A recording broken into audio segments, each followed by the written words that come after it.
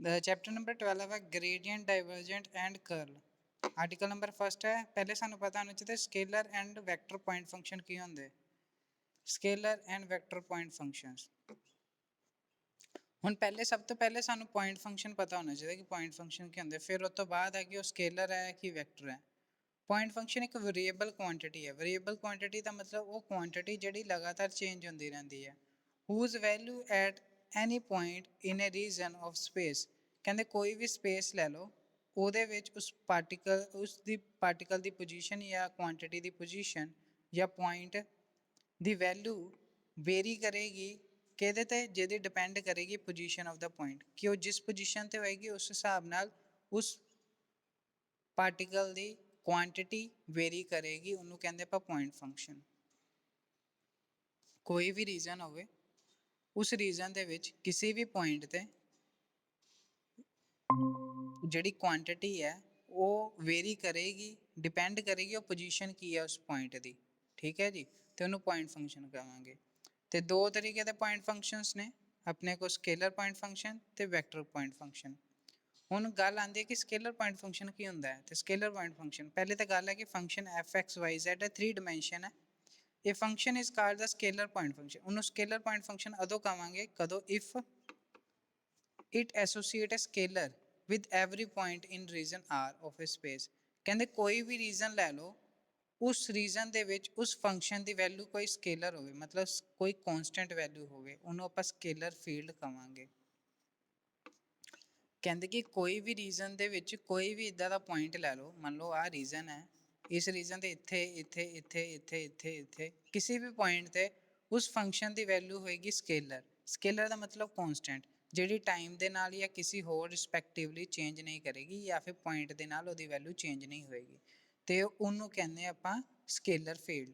जिवें temperature distribution ने heated body, example के तौर पर है कि जो टैंपरेचर डिस्ट्रीब्यूट होता है इन हीटिड बॉडी के विच, density of the body, potential due to gravity, they are the example of the scalar point function. हुण टैंपरेचर है वो डिस्ट्रीब्यूट हो रहा है इन द हीटिड बॉडी के विच, कितना होएगा 100+ होएगा। तो डेंसिटी है बॉडी की, तो पोटेंशियल है due to gravity, they are the example of scalar point function. हुण उस तो बाद आंदा कि अपने को वैक्टर पॉइंट फंक्शन की है। कहते कि कोई भी function if f x Y z 3 dimension, वो वैक्टर पॉइंट फंक्शन कदों होएगा। कहते कि जो वो पॉइंट किसी भी रीजन ते आपां पॉइंट लै लैंदे स्पेस दे विच, आ रीजन बनाई है, ਉਹਦੇ ਵਿੱਚ कोई भी पॉइंट है, ਉਹਨੂੰ ਆਪਾਂ वैक्टर पॉइंट फंक्शन अदों कहांगे दैन कि उस पार्टिकल की कोई पोजीशन भी होवे, वो वेरी भी करे with respect to position of the particle, उसकी वैल्यू चेंज होनी चाहिए है, नाल वो डायरैक्शन भी रिप्रजेंट करे, उन्होंने कहते vector point function. R is called the vector field हो गई। क्यों कह रहा है कि अपने पॉइंट की जी फंक्शन की वैल्यू है उन्होंने आप वैक्टर पॉइंट फंक्शन अदों कहांगे कि कोई भी रीजन लै लीए स्पेस के कोई भी आ रहा है, वो एवरी पॉइंट वो वैक्टर होगा। वैक्टर का मतलब है, वैक्टर का मतलब कि वो कुछ मैगनीट्यूड होएगी, नाल उसकी डायरैक्शन भी होएगी, तो आप वैक्टर पॉइंट फंक्शन कहांगे। जिवें एफ वैक्टर, हुण वैक्टर का पा दिता ना, एफ के उत्ते एरो पाता, that means representation as a vector form. अगर एफ के उत्ते एरो नहीं पाते, that means representation as a scalar form. ठीक है जी। फिर आती है अपने को लैवल सरफेस। कहते कि वी अपने को स्केलर पॉइंट फंक्शन है, आप वी कोई स्केलर पॉइंट फंक्शन लै ली ओवर ए सर्टेन रीजन, कोई रीजन लै लिया, ਉਹਦੇ ਵਿੱਚ वी लै लिया, उन्होंने स्केलर पॉइंट फंक्शन कह दिता कि ऑल दोज पॉइंट, कहते जिन्ने भी पॉइंट ने वो इस इक्वेशन को सैटिस्फाई करे। किहड़ी इक्वेशन को? आ वाली इक्वेशन को, V X Y Z is equal to C. अगर कोई जिन्ने भी पॉइंट ने वो इस इक्वेशन को सैटिस्फाई कर रहे हैं, यदा मतलब है कि वो उस फैमिली को बिलोंग कर रहे हैं, वो फैमिली को बिलोंग करे जी 3 डायमेंशन स्पेस के विच ने। अगर V X Y Z is equal to C आ रही है, इट मीन्स कि they satisfy the equation, all the point satisfy the equation, it means के belonging to the same family of 3 dimension. तो जी सरफेस है this family they are called the level surface, और जी सरफेस होएगी इस level की उन्होंने लैवल सरफेस कहांगे। तो नाल ही जिहड़ा वैल्यू ऑफ द फंक्शन, हुण हर एक पॉइंट ते जिहड़ी फंक्शन की वैल्यू होएगी ਲੈਵਲ ਸਰਫੇਸ ਤੇ ਹਮੇਸ਼ਾ ਸੇਮ ਹੋਏਗੀ। ਮਤਲਬ ਕਿ ਮੰਨ ਲਓ ਕਿ ਕੋਈ ਵੀ ਪੁਆਇੰਟ ਲੈ ਲੈਂਦੇ ਆਪਾਂ ਫੰਕਸ਼ਨ ਦਾ, ਮਤਲਬ ਕੋਈ ਵੀ ਪੁਆਇੰਟ ਲੈ ਲਿਆ, ਉਹਦੀ ਵੈਲਿਊ ਫੰਕਸ਼ਨ ਅਗਰ ਲੈਵਲ ਸਰਫੇਸ ਤੇ ਦੇਖਾਂਗੇ ਤੇ ਹਰ ਇੱਕ ਪੁਆਇੰਟ ਤੇ ਸੇਮ ਹੋਏਗੀ, ਇਹ ਉਹ ਕਹਿ ਰਿਹਾ। ਹੁਣ ਆਰਟੀਕਲ ਨੰਬਰ 2 ਕੀ ਕਹਿੰਦਾ ਹੈ ਕਿ ਫਾਈ ਆਪਣੇ ਕੋ ਕੀ ਹੈ, ਸਕੇਲਰ ਫੀਲਡ ਹੈ ਓਵਰ ਦਾ ਰੀਜਨ ਆਰ, ਇਹ ਆਪਣੇ ਕੋ ਸਕੇਲਰ ਫੀਲਡ ਹੋਗੀ। Prove that through any point of R there passes only one level surface. कहते कि अगर फाई स्केलर फंक्शन है, इट मीन्स कि वो कांस्टेंट वैल्यू है, सिर्फ मैग्नीट्यूड है, कोई डायरेक्शन नहीं है।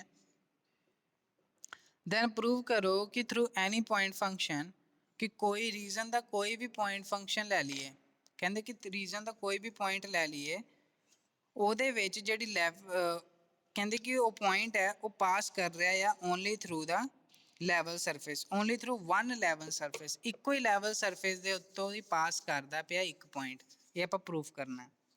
ਚਲੋ ਆਪਾਂ ਲੈ ਲੈਂਦੇ ਹਾਂ, ਪਹਿਲੇ ਲੈ ਲਿਆ ਪੁਆਇੰਟ ਦੀ ਲੈ ਲੈ ਕੋਆਰਡੀਨੇਟਸ x1 y1 ਤੇ z1। ਆ p ਪੁਆਇੰਟ ਲੈ ਲਿਆ ਰੀਜਨ ਦੇ ਵਿੱਚ, ਆ ਰੀਜਨ ਆ p ਪੁਆਇੰਟ ਲੈ ਲਿਆ ਜਿਹਦੇ ਕੋਆਰਡੀਨੇਟਸ ਨੇ x1 y1 ਤੇ z1 ਲੈ ਲਿਆ ਜੀ। ਫਿਰ ਉਸ ਤੋਂ ਬਾਅਦ ਅਸਿਊਮ ਕਰ ਲਿਆ ਆਪਾਂ ਲੈਵਲ ਸਰਫੇਸ, ਉਹਨਾਂ ਨੇ ਕਿਹਾ ਸੀ ਨਾ ਲੈਵਲ ਸਰਫੇਸ ਕਿੱਦਾਂ ਦਾ ਹੋਣਾ ਚਾਹੀਦਾ, vxyz = c, ਮਤਲਬ v ਤੇ ਥਾਂ ਤੇ ਆਪਣੇ ਕੋਲ ਫਾਈ ਹੈ ਤਾਂ ਆਪਾਂ ਫਾਈ xyz ਲੈ ਲਿਆ = c1। ਤੇ ਦੂਸਰਾ ਵੀ ਲੈ ਲਿਆ, ਕਿਉਂਕਿ ਉਹਨੇ ਕਿਹਾ ਕਿ ਪ੍ਰੂਫ ਕਰੋ ਓਨਲੀ 1 ਐਂਡ 1, ਤੇ ਆਪਾਂ ਕੀ ਕੀਤਾ, ਆਪਾਂ ਲੈ ਲਿਆ ਕਿ ਮੰਨ ਲਿਆ ਕਿ ਸਾਡੇ ਕੋਲ ਦੋ ਹੈ, ਇੱਕ ਹੈਗੀ ਆਪਣੇ ਕੋਲ ਲੈਵਲ ਸਰਫੇਸ ਫਾਈ xyz c1, ਇੱਕ ਹੈਗੀ ਫਾਈ xyz c2 ਹੈਗੀ। ਆਪਾਂ ਦੋ ਲੈ ਕੇ ਚੱਲਾਂਗੇ, ਆਖਰੀ ਦੇ ਵਿੱਚ ਇਹਨਾਂ ਦੋਨੋਂ ਨੂੰ ਬਰਾਬਰ ਕਰ ਦਾਂਗੇ ਤੇ ਆਪਣੇ ਕੋਲ ਆਨਸਰ ਆ ਜਾਏਗਾ। ਕਹਿੰਦੇ ਕਿ ਆਪਣੇ ਕੋਲ ਦੋ ਲੈਵਲ ਸਰਫੇਸ ਲੈ ਲਏ, ਇੱਕ ਫਾਈ xyz c1 ਫਾਈ xyz c2, ਤੇ ਦੋਨੋਂ ਪਾਸ ਕਰਦੇ ਪਿਆ। ਉਹਨੇ ਕਿਹਾ ਨਾ ਕਿ ਜਿਹੜਾ ਪੁਆਇੰਟ ਹੈ ਉਹ ਪਾਸ ਕਰ ਰਿਹਾ ਆ ਲੈਵਲ ਸਰਫੇਸ ਤੋਂ, ਮਤਲਬ ਉਹ ਪੁਆਇੰਟ ਜਿਹੜਾ ਆ passes through the level surface, it means ਕਿ ਆ ਪੁਆਇੰਟ ਲਾਈ ਕਰੂਗੇ ਇਹਦੇ ਤੇ ਵੀ ਇਹਦੇ ਤੇ ਵੀ। ਤੇ ਆਪਣੇ ਕੋਲ ਇਕੁਏਸ਼ਨ ਆ ਗਈ ਫਾਈ x1 y1 z1 = c1, fi x1 y1 z1 = c2। But ਸਾਡੇ ਕੋਲ ਗਿਵਨ ਕੀ ਦਿੱਤਾ ਹੈ ਕਿ ਕਹਿੰਦਾ ਕਿ ਫਾਈ xyz ਆਪਣੇ ਕੋਲ ਸਕੇਲਰ ਫੀਲਡ ਹੈ, ਕਿ ਫਾਈ xyz ਆਪਣੇ ਕੋਲ ਸਕੇਲਰ ਹੈ, ਤੇ ਅਗਰ ਸਕੇਲਰ ਹੈ ਨਾ ਤਾਂ ਉਹਦੀ ਵੈਲਿਊ ਕੀ ਹੋਏਗੀ, ਯੂਨੀਕ ਹੋਏਗੀ। ਹੁਣ ਮੰਨ ਲਓ ਕਿ ਮੈਂ ਕਹਿ ਦੇਵਾਂ ਕਿ ਫਾਈ xyz ਦੀ ਵੈਲਿਊ ਅਗਰ 8 ਹੈ, ਤੇ ਮੈਂ ਜੇ ਇੱਥੇ ਦੀ ਕੋਆਰਡੀਨੇਟਸ ਵੀ ਬਦਲ ਦੂੰਗਾ ਤਾਂ ਵੀ ਉਹਦੀ ਵੈਲਿਊ 8 ਹੀ ਰਹੇਗੀ ਨਾ, c1 ਦੀ ਵੈਲਿਊ ਤਾਂ ਵੀ 8 ਹੀ ਰਹੇਗੀ। ਅਗਰ ਮੈਂ ਇੱਥੇ x2 y2 z2 ਲੈ ਲੂੰਗਾ ਤਾਂ ਵੀ ਇੱਥੇ 8 ਹੀ ਰਹੇਗੀ, ਕਿਉਂਕਿ ਉਹਦੀ ਵੈਲਿਊ ਸਕੇਲਰ ਫੀਲਡ ਦੀ ਵੈਲਿਊ ਹਮੇਸ਼ਾ ਕਨਸਟੈਂਟ ਰਹਿੰਦੀ ਹੈ, ਦੈਟ ਇਜ਼ ਆਪਣੇ ਕੋਲ ਹਮੇਸ਼ਾ ਯੂਨੀਕ ਰਹੇਗੀ। ਤੇ ਜਦੋਂ ਯੂਨੀਕ ਰਹੇਗੀ from the third equation and c2, left hand side ਆਪਣੇ ਕੋਲ ਦੋਨੋਂ ਇਕੁਅਲ ਹੈ, ਤੇ ਆਪਣੇ ਕੋਲ ਰਾਈਟ ਹੈਂਡ ਸਾਈਡ ਵੀ ਦੋਨੋਂ ਇਕੁਅਲ ਹੋ ਜੂਗੇ, ਤੇ c1 c2 ਦੇ ਬਰਾਬਰ ਹੋ ਜਾਏਗੀ। ਇਟ ਮੀਨਸ ਕਿ ਆਪਣੇ ਕੋਲ ਸਿਰਫ ਓਨਲੀ ਵਨ ਲੈਵਲ ਸਰਫੇਸ ਹੋਏਗਾ ਜਿਹਦੇ ਵਿੱਚ ਪੁਆਇੰਟ ਪਾਸ ਕਰੇਗਾ, ਤੇ ਪੁਆਇੰਟ ਪਾਸਿਸ ਕਰੇਗਾ ਤੇ ਆਪਣੇ ਕੋਲ ਜਿਹੜੀ ਫਾਈ ਹੈ ਦੈਟ ਇਜ਼ ਆਪਣੇ ਕੋਲ ਸਕੇਲਰ ਵੈਲਿਊ ਫੰਕਸ਼ਨ ਆ ਜਾਏਗੀ, that is equal to phi xyz = phi x1 y1 ਤੇ z1। ਇਹ ਆਪਣੇ ਕੋਲ ਆਰਟੀਕਲ ਪ੍ਰੂਫ ਹੋ ਜਾਂਦਾ ਹੈ।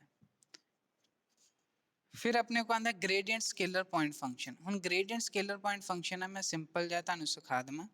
ਆਪਾਂ ਪਿੱਛੇ ਪੜ੍ਹਿਆ ਸੀਗਾ ਕਿ ਗ੍ਰੇਡੀਐਂਟ ਦੀ ਵੈਲਿਊ ਹੁੰਦੀ ਹੈ that is gradient = curly phi upon curly x i cap plus curly by curly y j cap plus curly by curly z k cap, ਇਹ ਆਪਣੇ ਕੋ ਗ੍ਰੇਡੀਐਂਟ ਦੀ ਵੈਲਿਊ ਸੀਗੀ। ਹੁਣ ਉਸ ਤੋਂ ਬਾਅਦ ਆਪਣੇ ਕੋ v ਲੈ ਲਿਆ, ਦੈਟ ਇਜ਼ ਆਪਣੇ ਕੋ ਯੂਨੀਫਾਰਮ ਪੁਆਇੰਟ ਫੰਕਸ਼ਨ, ਉਹਦੀ ਵੈਲਿਊ v ਹੈ, ਤੇ ਆਪਾਂ v ਨੂੰ ਥੋੜਾ ਚੇਂਜ ਕਰਾਂਗੇ ਤੇ ਆਪਣੇ ਕੋ ਡੈਲ ਆਫ v ਦੀ ਗੱਲ ਹੋਏਗੀ। ਹੁਣ ਡੈਲ ਆਫ v ਦੀ ਗੱਲ ਹੋਏਗੀ, ਸੇਮ ਇੱਥੇ v ਆ ਜਾਏਗਾ, ਜੇ v ਲਿਖਣਾ ਤੇ ਇੱਥੇ ਵੀ v ਆ ਜਾਏਗਾ, ਇੱਥੇ ਵੀ v ਆ ਜਾਏਗਾ, ਤੇ ਆਪਣੇ ਕੋ gradient of volume आ जाएगा, that is with respect to x, with respect to y, with respect to z। v अपने को स्केलर पॉइंट फंक्शन भी कह सकते, ठीक है। रिप्रेजेंट कर रही है अपने को x एक्सिस से कितना है, y एक्सिस से कितना है, z एक्सिस से कितना है, ग्रेडियंट भी चेंज हो रही है। कहते इंपॉर्टेंट है, नोट देख लो, बाकी सेम चीज़ है। कहते कि ਜਿਹੜਾ ਗ੍ਰੇਡੀਐਂਟ ਹੁੰਦਾ that is a vector operator ਹੁੰਦਾ, ਕਿਉਂਕਿ ਉਹਦੇ ਵਿੱਚ i ਕੈਪ ਵੀ ਹੁੰਦਾ, j ਕੈਪ ਵੀ ਹੁੰਦਾ, k ਕੈਪ ਵੀ ਹੁੰਦਾ। This is a vector operator, its operation on a scalar function. ਕਹਿੰਦੇ ਜਦੋਂ ਇਹਦਾ ਆਪਰੇਸ਼ਨ ਕਰਦੇ ਆ, ਆਪਰੇਸ਼ਨ ਯੂਜ਼ ਕਰਦੇ ਆ ਸਕੇਲਰ ਫੰਕਸ਼ਨ ਤੇ ਉਹ ਵੈਕਟਰ ਬਣ ਜਾਂਦੀ ਹੈ। ਮੰਨ ਲਓ ਕਿ v ਆਪਣੇ ਕੋਲ ਸਕੇਲਰ ਫੰਕਸ਼ਨ ਹੈ, ਜਦੋਂ ਆਪਾਂ ਗ੍ਰੇਡੀਐਂਟ ਆਫ v ਲਗਾ ਦਿੰਦੇ ਤੇ ਵੈਕਟਰ ਫੰਕਸ਼ਨ ਬਣ ਜਾਂਦੀ ਹੈ। ਇਹ ਜ਼ਰੂਰ ਯਾਦ ਰੱਖਣਾ ਕਿ ਆਪਾਂ ਕੋਈ ਵੀ ਸਕੇਲਰ ਫੰਕਸ਼ਨ ਤੇ ਆਪਾਂ ਗ੍ਰੇਡੀਐਂਟ ਲਗਾ ਦਿੰਦੇ ਆ ਤੇ ਇਟ ਮੀਨਸ ਕਿ ਉਹ ਵੈਕਟਰ ਫੰਕਸ਼ਨ ਬਣ ਜਾਏਗੀ। ਤੇ gradient can be ਆਪਣੇ ਕੋ operated on a scalar point function only and not on a vector point function। ਕਹਿੰਦੇ gradient ਹਮੇਸ਼ਾ ਆਪਣੇ ਕੋ scalar point function ਤੇ operate ਹੁੰਦੀ ਹੈ, ਨਾ ਕਿ ਆਪਣੇ ਕੋ vector point function ਤੇ। ਇਹ ਜ਼ਰੂਰ ਯਾਦ ਰੱਖਣਾ, important ਹੈ। ਫਿਰ ਉਸ ਤੋਂ ਬਾਅਦ ਹੈ ਆਰਟੀਕਲ ਨੰਬਰ 4। ਆਰਟੀਕਲ ਨੰਬਰ 4 ਦੇਖ ਲਓ, ਇੰਪੋਰਟੈਂਟ ਹੈ ਥੋੜਾ ਜਿਹਾ, ਆ ਜਾਂਦਾ ਪੇਪਰ ਦੇ ਵਿੱਚ। ਹੁਣ ਆਰਟੀਕਲ ਨੰਬਰ 4 ਕੀ ਕਹਿ ਰਿਹਾ, ਕਹਿੰਦੇ ਇਫ n b ਆਪਣੇ ਕੋ ਯੂਨਿਟ ਵੈਕਟਰ n ਕੈਪ ਦਿੱਤੀ ਹੋਈ ਹੈ, b ਇਹ ਯੂਨਿਟ ਨੋਰਮਲ ਹੈ ਟੂ ਦਾ ਲੈਵਲ ਸਰਫੇਸ। ਹੁਣ ਲੈਵਲ ਸਰਫੇਸ ਕਿੱਦਾਂ ਦੇ ਆ, phi xyz c। ਇਹ ਆਪਣੇ ਕੋ ਸਰਫੇਸ ਹੈ, ਇਹ ਆਪਣੇ ਕੋ ਸਰਫੇਸ ਹੈ, ਉਹਦੇ ਉੱਤੇ ਯੂਨਿਟ ਕੈਪ ਹੈ। ਯੂਨਿਟ ਵੈਕਟਰ ਦੀ ਡਾਇਰੈਕਸ਼ਨ ਉਹਨਾਂ ਨੇ ਆ ਰਿਪਰੈਜ਼ੈਂਟ ਕੀਤੀ ਹੋਈ ਹੈ। ਇਹ n ਕੈਪ ਹੈ, that is a unit normal ਹੈ। ਨੋਰਮਲ ਦਾ ਮਤਲਬ ਪਰਪੈਂਡੀਕੂਲਰ ਹੈ, ਔਰ ਯੂਨਿਟ ਹੈ, ਯੂਨਿਟ ਵੈਕਟਰ ਹੈ, ਮਤਲਬ ਉਸਦੀ ਡਾਇਰੈਕਸ਼ਨ ਹੈ। ਐਟ ਦਾ ਪੁਆਇੰਟ P ਜਿਹਦੇ ਕੋਆਰਡੀਨੇਟ ਹੈ x y ਤੇ z and n b the distance. ਹੁਣ n ਆਪਣੇ ਕੋਲ ਡਿਸਟੈਂਸ ਕਿਹਦੇ ਤੋਂ ਹੈ, a ਤੋਂ p ਦਾ ਡਿਸਟੈਂਸ ਹੈ n, a ਤੋਂ p ਦਾ ਡਿਸਟੈਂਸ ਹੈ n, ਤੇ ਡਾਇਰੈਕਸ਼ਨ ਕੀ ਹੈ, n ਕੈਪ ਹੈ। ਸੋ ਦੈਟ ਕਿ ਡੈਲਟਾ n ਰਿਪਰੈਜ਼ੈਂਟ ਕਰ ਰਹੇ ਹੈ element of normal at a in the direction of n cap, then prove ਕਰੋ gradient of phi that is d phi upon dn n cap। ਆਪਾਂ ਇਹ proof ਕਰਨਾ ਹੈ। ਉਹਨਾਂ ਨੇ ਕਿਹਾ ਕਿ ਜਿਹੜਾ ਡੈਲਟਾ n ਹੈ ਉਹ ਰਿਪਰੈਜ਼ੈਂਟ ਕਰ ਰਿਹਾ ਕਿ ਹਰ ਇੱਕ ਐਲੀਮੈਂਟ ਆਫ a ਜਿਹੜਾ ਨੋਰਮਲ ਹੈ, ਹਰ ਇੱਕ element of normal at a point ਤੇ ਜਿੰਨੇ ਵੀ ਐਲੀਮੈਂਟ ਨੇ ਜਿਹੜੇ ਨੋਰਮਲ ਨੇ ਉਹਨਾਂ ਦੀ ਡਾਇਰੈਕਸ਼ਨ ਨੂੰ ਰਿਪਰੈਜ਼ੈਂਟ ਕਰ ਰਿਹਾ with respect to n cap. ਚਲੋ ਜੀ, ਆਪਾਂ ਪ੍ਰੂਫ ਕੀ ਕਰਨਾ, gradient of phi। Gradient of phi ਨੂੰ ਲਿਖ ਲੈਂਦੇ ਪਹਿਲੇ ਆਪਾਂ, ਗ੍ਰੇਡੀਐਂਟ ਆਫ phi, ਠੀਕ ਹੈ। ਇਹਨੂੰ ਆਪਾਂ ਸੋਲਵ ਕਰਨਾ ਹੈ ਜੀ। ਹੁਣ ਦੇਖੋ ਵੀ ਨੋ ਦੈਟ ਕਿ ਆਪਣੇ ਕੋ ਗ੍ਰੇਡੀਐਂਟ ਆਫ phi ਕੀ ਹੋਏਗਾ, curly phi upon curly x I cap plus curly phi upon ਕਰਲੀ y j cap plus curly phi upon ਕਰਲੀ z k cap is the normal to the surface। ਹੁਣ ਕਿਹੜੀ ਸਰਫੇਸ ਆਪਾਂ ਨੋਰਮਲ ਲੈ ਲਿਆ, phi x y z is equal to c, ਜਿਹੜੀ ਆਪਣੇ ਕੋ ਲੈਵਲ ਸਰਫੇਸ ਲਈ ਸੀ। ਹੁਣ n ਕੈਪ ਆਪਣੇ ਕੋ ਯੂਨਿਟ ਵੈਕਟਰ ਹੈ ਜਿਹੜਾ ਨੋਰਮਲ ਟੂ ਦਾ ਸਰਫੇਸ ਹੈ। ਹੁਣ n ਵੈਕਟਰ ਆਪਣੇ ਕੋ ਯੂਨਿਟ ਵੈਕਟਰ ਹੈ, ਇਹਨਾਂ ਨੇ ਗਿਵਨ ਦਿੱਤਾ ਹੋਇਆ ਕਿਹਦੇ ਯੂਨਿਟ ਵੈਕਟਰ ਹੈ, ਲੈਵਲ ਸਰਫੇਸ ਦੇ। ਲੈਵਲ ਸਰਫੇਸ ਕੀ ਹੈ, phi x y z ਹੈ। ਹੁਣ ਆਪਣੇ ਕੋ phi x y z ਹੈ, ਇਟ ਮੀਨਸ ਕਿ ਗ੍ਰੇਡੀਐਂਟ ਆਫ phi ਆਪਣੇ ਕੋ ਲੈਮਡਾ n ਕੈਪ। ਮੈਂ ਹਲੇ ਕਿਹਾ ਸੀ ਕਿ ਜਿਹੜਾ ਵੀ ਗ੍ਰੇਡੀਐਂਟ ਲੱਗੇਗਾ ਹਮੇਸ਼ਾ ਸਕੇਲਰ ਫੰਕਸ਼ਨ ਤੇ ਲੱਗੇਗਾ। ਸਕੇਲਰ ਫੰਕਸ਼ਨ ਤੇ ਲੱਗਣ ਤੋਂ ਬਾਅਦ, ਸਕੇਲਰ ਫੰਕਸ਼ਨ ਤੇ ਲੱਗਣ ਬਾਅਦ this is a vector point function, vector function ਹੋ ਗਿਆ। ਹੁਣ ਵੈਕਟਰ ਫੰਕਸ਼ਨ ਹੋ ਗਿਆ ਤੇ ਮੈਂ ਇਹਨੂੰ ਕੀ ਕਹੂੰਗਾ ਕਿ ਅਗਰ ਇਹ ਵੈਕਟਰ ਫੰਕਸ਼ਨ ਹੈ ਤੇ ਇਹਦੀ ਕੋਈ ਮੈਗਨੀਟਿਊਡ ਹੋਏਗੀ, ਨਾਲ ਇਹਦੀ ਡਾਇਰੈਕਸ਼ਨ ਵੀ ਹੋਏਗੀ। ਮੈਗਨੀਟਿਊਡ ਹੋਏਗੀ ਨਾਲ ਡਾਇਰੈਕਸ਼ਨ ਵੀ ਹੋਏਗੀ। ਉਹੀ ਮੈਂ ਕਹਿ ਰਿਹਾ ਕਿ ਆਪਣੇ ਕੋਲ ਲੈਮਡਾ ਕੋਈ ਸਕੇਲਰ ਵੈਲਿਊ ਹੈ, ਮੈਗਨੀਟਿਊਡ n ਕੈਪ ਉਹਦੀ ਡਾਇਰੈਕਸ਼ਨ ਹੈ। ਤੇ ਹੁਣ ਆਪਣੇ ਕੋਲ ਨਾਓ d phi upon dn is equal to the directional derivative of phi in the direction of n cap। ਹੁਣ d phi upon dn ਆਪਣੇ ਕੋਲ ਕੀ ਰਿਪਰੈਜ਼ੈਂਟ ਕਰ ਰਿਹਾ ਹੈ, ਉਹ ਇਹ ਰਿਪਰੈਜ਼ੈਂਟ ਕਰ ਰਿਹਾ ਕਿ ਆਪਾਂ ਡਾਇਰੈਕਸ਼ਨਲ ਡੈਰੀਵੇਟਿਵ ਕਰ ਰਹੇ। ਡਾਇਰੈਕਸ਼ਨਲ ਡੈਰੀਵੇਟਿਵ ਮਤਲਬ ਕਿ ਆਪਣੇ ਕੋ ਹੈ ਕਿ ਕੋਈ ਫੰਕਸ਼ਨ ਹੈ, ਆਪਾਂ ਉਹਦੀ ਡੈਰੀਵੇਟਿਵ ਕਰ ਰਹੇ ਹਾਂ ਵਿਦ ਰਿਸਪੈਕਟ ਟੂ ਉਹਦੀ ਡਾਇਰੈਕਸ਼ਨ ਦੇ ਨਾਲ, with respect to direction of n cap. Direction of n cap ਦੇ ਨਾਲ ਆਪਾਂ ਉਹਦੀ ਡੈਰੀਵੇਸ਼ਨ ਕਰ ਰਹੇ ਹਾਂ ਤੇ ਆਪਣੇ ਕੋ ਕੀ ਹੈ, del of phi dot n cap. ਹੁਣ ਡੈਲ ਆਫ phi ਆਪਣੇ ਕੋ ਕੀ ਹੈ, lambda n cap. Lambda n cap dot product ਦੇ ਵਿੱਚ ਹੈ ਤੇ 1 ਆ ਗਿਆ, ਇਟ ਮੀਨਸ ਕਿ ਲੈਮਡਾ। ਇਟ ਮੀਨਸ ਕਿ ਆਪਣੇ ਕੋ d phi upon dn is equal to ਆ ਗਿਆ ਆਪਣੇ ਕੋ ਲੈਮਡਾ। ਤੇ ਆਪਣੇ ਕੋ ਪ੍ਰੂਫ ਹੋ ਜਾਏਗਾ ਕਿ gradient of phi is equal to d phi upon dn into n cap। ਇਹ ਆਪਣੇ ਕੋ ਪ੍ਰੂਫ ਹੋ ਜਾਏਗਾ ਤੇ ਇੱਥੇ ਆਰਟੀਕਲ ਨੰਬਰ 4 ਸਾਡਾ ਕੰਪਲੀਟ ਹੋ ਜਾਏਗਾ। ਹੁਣ ਆਰਟੀਕਲ ਨੰਬਰ 5 ਦੇਖੋ। ਆਰਟੀਕਲ ਨੰਬਰ 5 ਵੀ ਇਦਾਂ ਦਾ ਹੀ ਹੈ, ਕਹਿੰਦੇ prove that the directional derivative. ਹੁਣ ਡਾਇਰੈਕਸ਼ਨਲ ਡੈਰੀਵੇਟਿਵ ਦੀ ਗੱਲ ਹੋ ਰਹੀ ਹੈ, ਆ ਜਰੂਰ ਦੇਖਿਓ ਡਾਇਰੈਕਸ਼ਨਲ ਡੈਰੀਵੇਟਿਵ। ਹੁਣ ਡਾਇਰੈਕਸ਼ਨਲ ਡੈਰੀਵੇਟਿਵ ਮੈਂ ਦੱਸਿਆ ਹਲੇ ਡਾਇਰੈਕਸ਼ਨਲ ਡੈਰੀਵੇਟਿਵ ਆਫ phi ਹੈ, ਇਹਦੇ ਵਿੱਚ ਆਪਣੇ ਕੋ v ਲੈਣਾ ਹੈ। In the direction of n cap C, ਇਹਦੇ ਵਿੱਚ ਦੇਖ ਲਾਂਗੇ in the direction of unit vector a cap ਆ ਜਾਏਗਾ। ਕੋਈ ਜ਼ਿਆਦਾ ਚੇਂਜ ਨਹੀਂ। ਹੁਣ ਦੇਖੋ ਕਹਿੰਦੇ ਕਿ ਆਪਣੇ ਕੋ directional derivative of scalar field v ਹੈ at the any point p x y z in the direction of the unit vector a cap। ਤੇ ਪ੍ਰੂਫ ਕਰੋ ਕੱਲੀ v upon ਕੱਲੀ s is equal to gradient of v dot a cap। ਹੁਣ ਦੇਖੋ ਜ਼ਿਆਦਾ difference ਨਹੀਂ ਹੈ, ਆਪਾਂ ਉਸੇ ਰਿਜ਼ਲਟ ਨੂੰ ਯੂਜ਼ ਕਰਾਂਗੇ। ਵੀ ਨੋ ਦੈਟ ਕਿ ਡਾਈਵਰਜੈਂਟ ਆਫ ਫਾਈ ਜਾਂ gradient of v is equal to curly v upon curly n cap. ਆਪਾਂ ਹਲੇ ਤਾਂ ਪ੍ਰੂਫ ਕੀਤਾ, ਆਹੀ ਰਿਜ਼ਲਟ ਆਪਾਂ ਹਲੇ ਪ੍ਰੂਫ ਕੀਤਾ ਕਿ gradient of phi is equal to D phi upon D n cap. ਇਹੀ ਉਹਨਾਂ ਨੇ ਵੀ ਲਿਖਿਆ। Gradient of v curly v upon curly n cap. ਹੁਣ n ਕੈਪ ਕੀ ਆਪਣੇ ਕੋਲ ਯੂਨਿਟ ਵੈਕਟਰ ਹੈ, ਕਿਹਦੀ ਡਾਇਰੈਕਸ਼ਨ ਹੈ, ਡਾਇਰੈਕਸ਼ਨ ਨੋਰਮਲ ਹੈ। ਕਿਹਦੇ ਨੋਰਮਲ ਹੈ, ਆਪਣੇ ਕੋਲ p ਪੁਆਇੰਟ ਦੇ ਟੂ ਦਾ ਸਰਫੇਸ। ਮੰਨ ਲਓ ਕਿ ਆਹੀ ਡਾਇਗਰਾਮ ਆ, p ਪੁਆਇੰਟ ਹੈ, ਇਹਦੇ ਨੋਰਮਲ ਆ n ਕੈਪ। ਹੁਣ n ਕੈਪ ਆਪਣੇ ਕੋਲ ਨੋਰਮਲ ਹੋ ਗਈ। ਹੁਣ curly v upon curly n ਇਸ ਦਾ ਆਪਣੇ ਕੋਲ ਡਾਇਰੈਕਸ਼ਨਲ ਡੈਰੀਵੇਟਿਵ ਆਫ v ਹੈ in the direction of normal. ਇਹੀ ਉਹਨਾਂ ਨੇ ਕਿਹਾ ਸੀ, ਡਾਇਰੈਕਸ਼ਨਲ ਡੈਰੀਵੇਟਿਵ ਆਫ v ਹੈ in the direction of normal. Normal ਕੀ ਹੈ, n cap, normal n cap ਹੈ। ਹੁਣ ਕਹਿ ਰਿਹਾ ਕਿ ਆਪਣੇ ਕੋ let theta be the angle between n cap and a cap. ਹੁਣ ਉਹ ਕਹਿ ਰਿਹਾ ਕਿ ਆਪਣੇ ਕੋਲ ਡਾਇਗਰਾਮ ਥੋੜਾ ਜਿਹਾ ਚੇਂਜ ਹੋਇਆ ਨਾ, ਬਾਕੀ ਤਾਂ ਇਹੀ ਚੱਲਣਾ। ਇਹ ਆਪਣੇ ਕੋ p ਪੁਆਇੰਟ ਹੋ ਗਿਆ, ਇਹ a ਕੈਪ ਹੋ, ਇਹ n ਕੈਪ ਹੋ ਗਿਆ, ਤੇ a ਤੇ p ਹੁਣ ਹਾਂ ਉਹ ਕਹਿ ਰਿਹਾ ਕਿ ਆਪਣੇ ਕੋ ਆ a ਕੈਪ ਹੋ ਗਿਆ। ਕਹਿੰਦੇ a ਕੈਪ ਤੇ n ਕੈਪ ਦੇ ਵਿੱਚ, a ਕੈਪ ਤੇ n ਕੈਪ ਦੇ ਵਿੱਚ ਐਂਗਲ ਹੈਗਾ ਥੀਟਾ। ਹੁਣ a ਕੈਪ ਤੇ n ਕੈਪ ਦੇ ਵਿੱਚ ਐਂਗਲ ਹੈਗਾ ਥੀਟਾ। ਧਿਆਨ ਰੱਖਿਓ ਜੀ, a ਕੈਪ ਤੇ n ਕੈਪ ਦੇ ਵਿੱਚ ਐਂਗਲ ਹੈਗਾ theta, that is a theta between the n cap and a cap.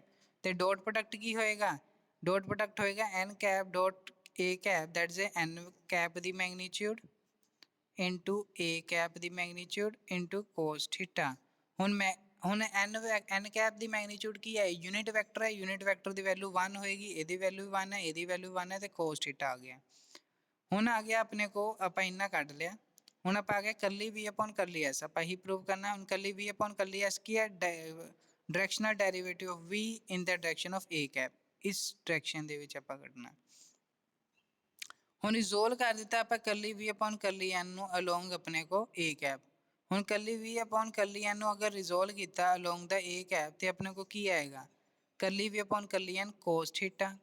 ਹੁਣ cos ਥੀਟਾ ਕੀ ਆਏਗਾ ਆਪਣੇ ਕੋ, cos ਥੀਟਾ ਕੀ ਇਹਦੇ ਬਰਾਬਰ ਹੈ n cap dot a cap ਦੇ, n cap dot a cap ਦੇ ਆਪਾਂ ਲਿਖ ਦਿੱਤਾ।